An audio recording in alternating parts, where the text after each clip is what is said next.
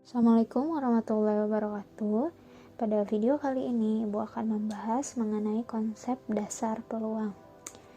Mari kita mulai. Kata peluang mungkin tidak asing ya di telinga kalian. Berikut merupakan beberapa contoh peluang dalam kehidupan sehari-hari. Yang pertama ada perkiraan cuaca, yang kedua ada permainan undian, yang ketiga ada tes pilihan ganda, dan yang keempat ada pelemparan koin. Apa itu peluang? Peluang adalah ukuran kemungkinan suatu peristiwa akan terjadi. Ingat, yang namanya ukuran pasti memiliki nilai. Contoh ya, yang tadi dalam kehidupan sehari-hari, peluang terjadi hujan adalah 70%. Jadi yang dimaksud dengan peluangnya itu bukan terjadinya hujan, melainkan ukurannya, yaitu si 70%-nya. Adapun kejadian dalam peluang ada 3 kemungkinan. Yang pertama, kejadian mungkin terjadi, nilai peluangnya antara 0 sampai 1. Yang kedua ada kejadian pasti terjadi, nilai peluangnya sama dengan 1. Dan yang ketiga kejadian mustahil terjadi, nilai peluangnya sama dengan 0. Contoh kejadian yang mungkin terjadi, yang pertama turun hujan, yang kedua mendapat angka 3 saat melempar dadu. Kemudian kejadian yang pasti terjadi, contohnya setiap makhluk hidup akan meninggal, kemudian mendapat angka 1-6 saat melempar dadu. Dan yang terakhir kejadian mustahil terjadi, contohnya manusia terbang tanpa alat bantu dan mendapat angka 7 saat melempar dadu. Ini dapat kita tuliskan secara matematis. Jika nilai peluangnya antara 0 dan 1, dapat kita tulis demikian.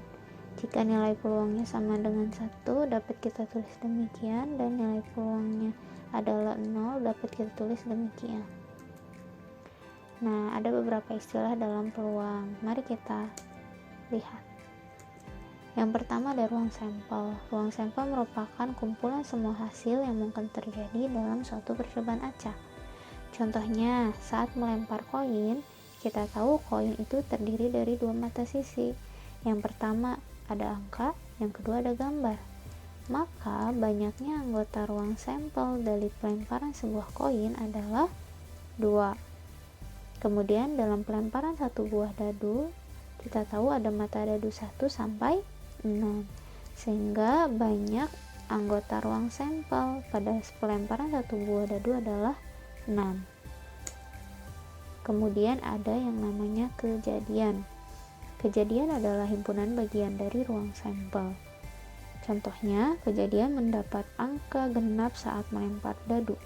Kita tahu mata sisi dadu itu 1-6, maka angka genapnya ada 2, 4, dan 6. Sehingga banyaknya kejadian saat melempar dadu munculnya angka genap itu adalah sebanyak 3. Ingat bahwa kejadian ini sifatnya harus objektif. Artinya ketika dipandang oleh setiap orang bernilai sama. Jadi yang sifatnya bersifat relatif itu tidak termasuk ke dalam kejadian. Contoh, daftar makanan yang enak. Setiap orang memiliki selera yang berbeda-beda, sehingga kita tidak bisa menentukan itu sebagai kejadian dan kita tidak bisa menentukan nilai peluangnya. Ini adalah rumus dasar peluang, yakni banyak anggota kejadian dibagi dengan banyak anggota ruang sampel. Agar lebih paham, kita masuk ke contoh soal. Jika melempar dadu 1 kali, berapa peluang mendapat angka 3? Pertama, kita tentukan dulu ruang sampel dalam pelemparan sebuah dadu. Nah, banyak anggota ruang sampelnya ada 6. Kemudian kejadiannya itu muncul angka 3. Angka 3 pada pelemparan dadu itu hanya ada 1, sehingga banyak anggota kejadiannya 1. Nilai peluangnya berarti 1 dibagi dengan 6 atau 1/6. Ini juga boleh kita ubah menjadi angka desimal ya, sekitar 0,1 sekian, seperti itu. Kemudian ada beberapa jenis peluang, ada peluang empiris, teoretis, dan subjektif. Peluang empiris yaitu peluang yang dilakukan berdasarkan percobaan. Jadi kalian langsung menghitung nilai peluangnya berdasarkan percobaan. Nah, peluang teoritis itu yang tadi telah kita lakukan, yaitu hanya melakukan perhitungan matematis saja. Kemudian peluang subjektif itu peluang berdasarkan opini atau keyakinan. Kemudian ada yang namanya frekuensi harapan. Frekuensi harapan suatu kejadian adalah banyaknya kejadian yang diharapkan dalam beberapa kali percobaan. Adapun rumusnya, frekuensi harapan sama dengan banyaknya percobaan dikali dengan nilai peluang kejadiannya. Berikut contoh dari frekuensi harapan. Sekeping koin logam ditos sebanyak 20 kali. Berapakah frekuensi harapan munculnya gambar? Kita tahu 20 kali ini adalah banyaknya percobaan atau N. Nah, munculnya gambar pada pelemparan sebuah koin itu disebut kejadiannya. Maka banyak anggota kejadiannya hanya satu, yaitu munculnya gambar. Ruang sampel pada koin kita ingat ada dua mata sisi, maka banyak anggota ruang sampelnya 2. Sehingga kalau kita mau mencari frekuensi harapannya, banyak percobaan dikalikan dengan nilai peluang. Banyak percobaannya 20 kali dan nilai peluangnya NA per NS, berarti 1/2. Sehingga frekuensi harapan dari soal di atas adalah sebanyak 10 kali. Nah, kita coba latihan soal. Yang pertama, ada berapa anggota ruang sampel dari percobaan melemparkan 2 buah koin?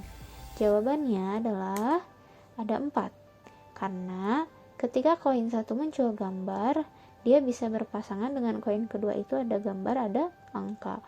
Dan ketika koin pertama angka, dia dapat berpasangan dengan koin keduanya itu bisa gambar, bisa angka. Sehingga jumlah anggota ruang sampelnya ada 4. Gambar-gambar, angka-gambar, gambar angka, dan angka-angka. Pertanyaan berikutnya. Berapa peluang munculnya sisi gambar pada kedua koin? Kita tahu tadi ruang sampelnya ada 4. Nah, kedua koin muncul sisi gambar itu hanya ada satu kemungkinan, sehingga nilai peluangnya itu 1/4.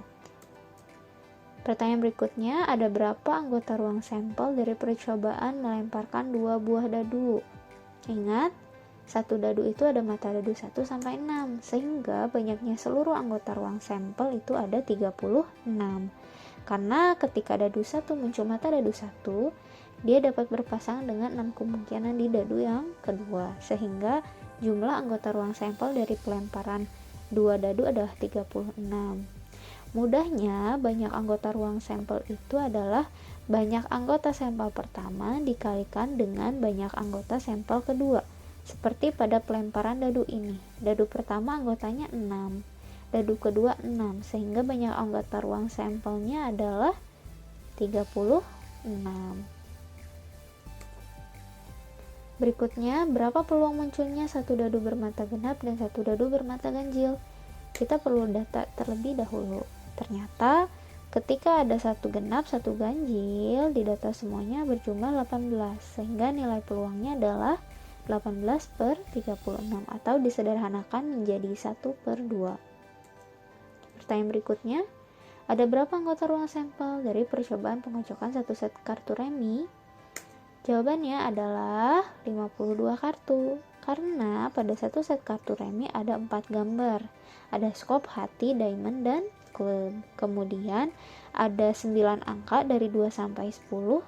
Kemudian ada Jack, Queen, King, dan As. Maka satu set tersebut totalnya 52 kartu.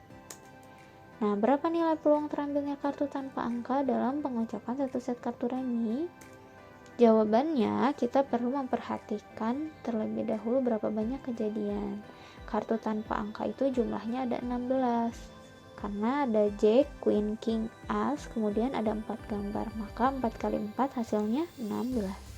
Sehingga nilai peluangnya yaitu 16/52 atau disederhanakan menjadi 4/13.